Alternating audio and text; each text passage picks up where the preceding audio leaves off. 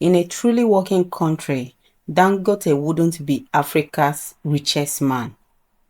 That is, in a truly functioning country with strong institutions and accountability, Aliko Dangote wouldn't be the richest man in Africa. Why? Because a significant portion of his company's earnings would be spent compensating victims and families affected by the destruction of lives and property caused by his company's operations, particularly Dangote trucks.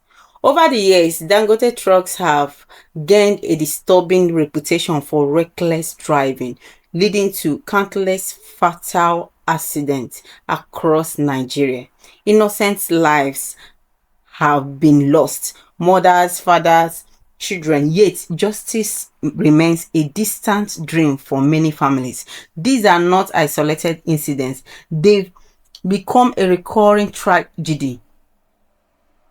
In a country where the justice system works, where human life is valued, Dangote's company would have faced hundreds of court cases, paid millions in damages, and possibly even had part of its operation suspended or shut down.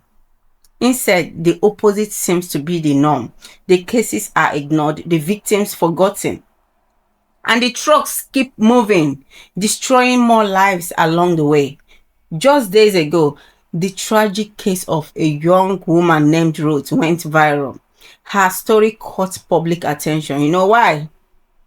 Because her sister named Fina is a known figure in Nigeria's entertainment industry.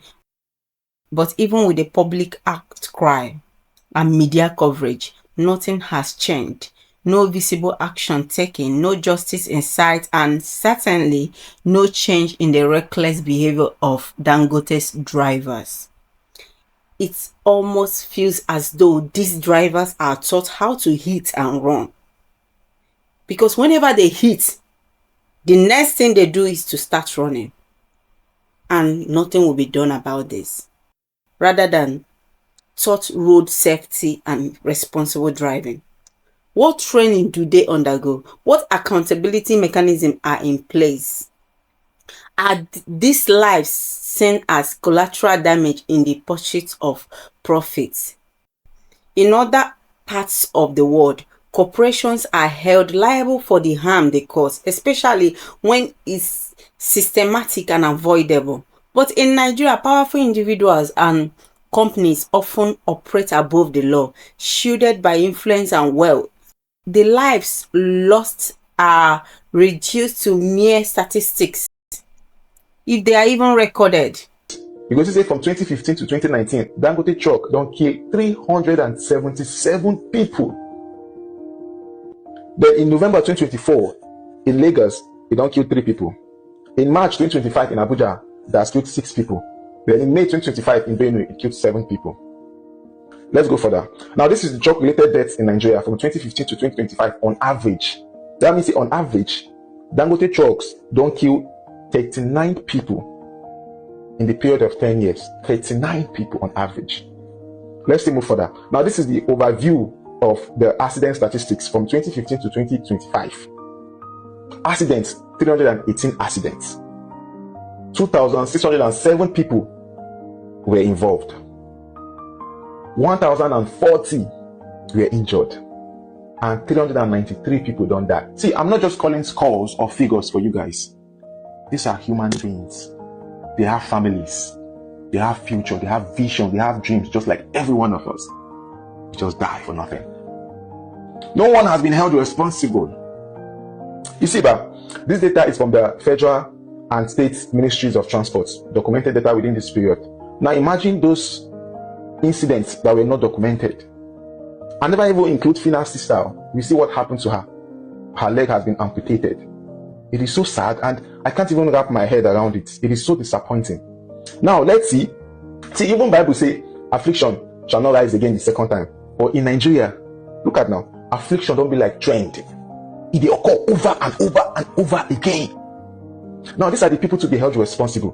Dangote truck accident is not just a bad luck. It is a group. It's a chain of failures, and these people should be held responsible.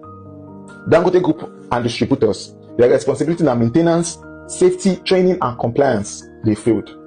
Regulatory agencies, they are to enforce the laws and make sure that there's safety inspections, they failed. Government, state and federal, poor infrastructure, bad road network, terrible road safety system, they should be held responsible, they failed.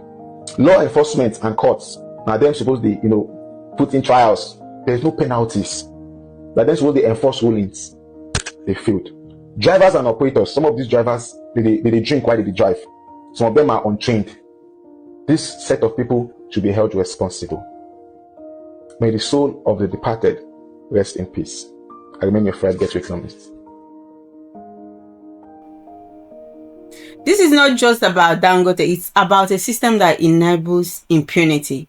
It's about a country where wealth protects you from responsibility and where justice is a privilege, not a right. To be clear, the wealth of Dangote Group should not be an excuse, should not excuse the company from being held accountable for the repeated harm caused by its operations.